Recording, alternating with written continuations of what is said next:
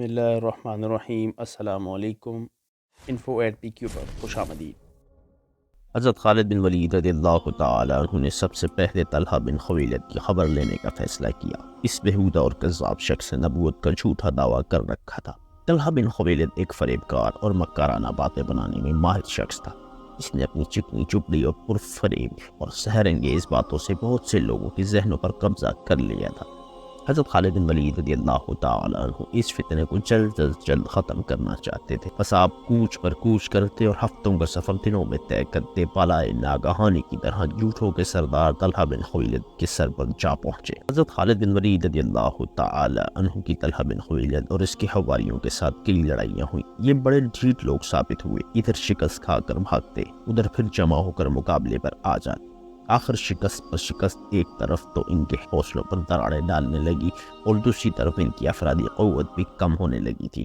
صورتحال کو دیکھتے ہوئے طلحہ بن خویلد نے اپنی ساری قوت چک کر کے حضرت خالد بن ولید رضی اللہ تعالی عنہ سے فیصلہ کن لڑائی لڑنے کا ارادہ کر لیا۔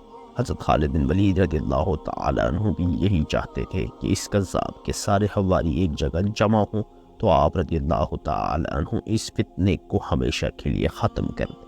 آخر وقت بھی آ گیا جب حق و باطل آمنے سامنے تھے۔ پھر کیا تھا، اللہ کی تلوار بجلی کی طرح حرکت میں آئی اور ایک ہی حملے میں بے شمار دشمن خاک و خون میں لوٹنے لگے۔ حضرت خالد بن ولید رضی اللہ تعالی عنہ کی دیکھا دیکھی مجاہدین بھی اللہ کا نام لے کر دشمن پر ٹوٹ پڑے۔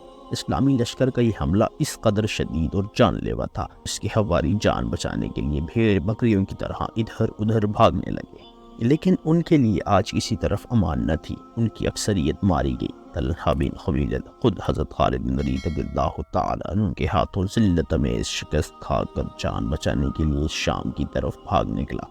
ایک روایت کے مطابق بعد ازاں طلحہ بن خویلد توبہ کر کے سچے دل سے مسلمان ہو گیا تھا اور اس نے باقی زندگی بعد مسلمان کی حیثیت سے بسر کی اور اسی حالت میں دنیا سے رخصت ہوا۔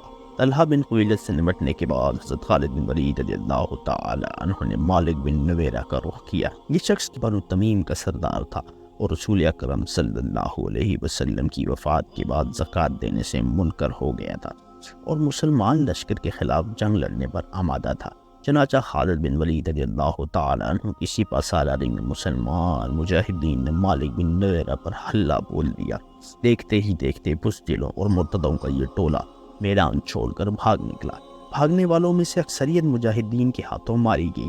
اس مارکے میں مارے جانے والوں میں خود مالک بن نویرہ بھی شامل تھا۔ اسلام کا ایک اور دشمن اپنے حواریوں سمیت حضرت خالد بن ولید رضی اللہ تعالی عنہ کے ہاتھوں اپنے انجام کو پہنچا۔ اب حضرت خالد بن ولید رضی اللہ تعالی عنہ نے مسیلمہ کذاب کے ساتھ دو ہاتھ کرنے کا فیصلہ کیا۔ مسیلمہ کذاب انتہائی جھوٹا، مکار اور فریبی شخص تھا۔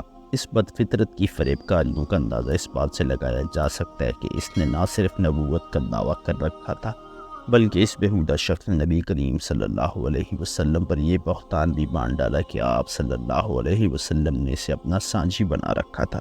نعوذ باللہ۔ اس نے اپنا ایک باقاعدہ لشکر تشکیل دے لیا جو نہ صرف تعداد کے لحاظ سے ایک بڑا لشکر تھا بلکہ جدید اور وافر جنگی سامان سے بھی لیس تھا۔ اصل میں اس کذاب کی سرکوبی کے لیے خلیفہ اول حضرت ابو بکر صدیق رضی اللہ تعالی عنہ نے حضرت اکرمہ رضی اللہ تعالی عنہ کو مقرر کیا تھا اور ان کی مدد کے لیے حضرت شرجیل رضی اللہ تعالی عنہ کو روانہ کیا تھا۔ ساتھ ہی یہ ہدایت بھی کی تھی کہ حضرت شرجیل رضی اللہ تعالی عنہ کے پہنچنے تک مسیلمہ کذاب کے ساتھ جنگ نہ چھڑی جائے، لیکن حضرت اکرمہ رضی اللہ تعالی عنہ نے جوش میں آ کر حضرت شرجیل رضی اللہ تعالی عنہ کے آنے سے قبل ہی مسیلمہ کذاب کی فوج پر حملہ کر دیا۔ ایک طرف تو حضرت اکرمہ رضی اللہ تعالی عنہ کے پاس فوجیوں کی تعداد بہت کم تھی، دوسرے وہ بہت زیادہ جنگی تجربہ بھی نہیں رکھتے تھے، جس وجہ سے حضرت اکرمہ کو مسیلمہ کذاب کے ہاتھوں شکست کا سامنا کرنا پڑا۔ بالکل یہی غلطی حضرت شرجیل رضی اللہ تعالی عنہ نے دہرائی اور حضرت خالد بن ولید رضی اللہ تعالی عنہ کے پہنچنے سے پہلے ہی دشمن سے جا ٹکرائے۔ اس لڑائی کا نتیجہ بھی شکست کی صورت میں ہوا۔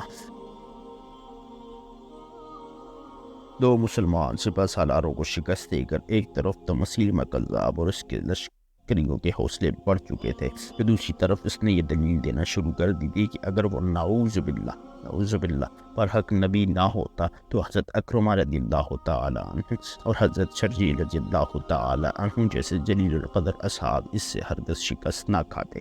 اس کا نتیجہ یہ نکلا کہ سادہ لوگ اس کذاب کے جھانسے میں آسانی سے آنے لگے، جن کی بدولت اس کی فوجی اور سیاسی قوت بڑھنے لگی۔ اب اس کذاب کے فتنے کا فوری خاتمہ بہت ضروری ہو چکا تھا۔ ان حالات کا اندازہ حضرت خالد بن ولید رضی اللہ تعالیٰ عنہ کو بھی تھا، جنہیں اب خلیفہ اول کی طرف سے اس کذاب کے خاتمے کی ذمہ داری سونپی گئی تھی۔ اس لیے آپ برق رفتاری سے منزلوں پر منزلیں طے کرنے مسیلمہ کذاب کے سر پر آ پہنچے۔ اقربہ کے مقام پر دونوں کی فوجیں آمنے سامنے تھیں۔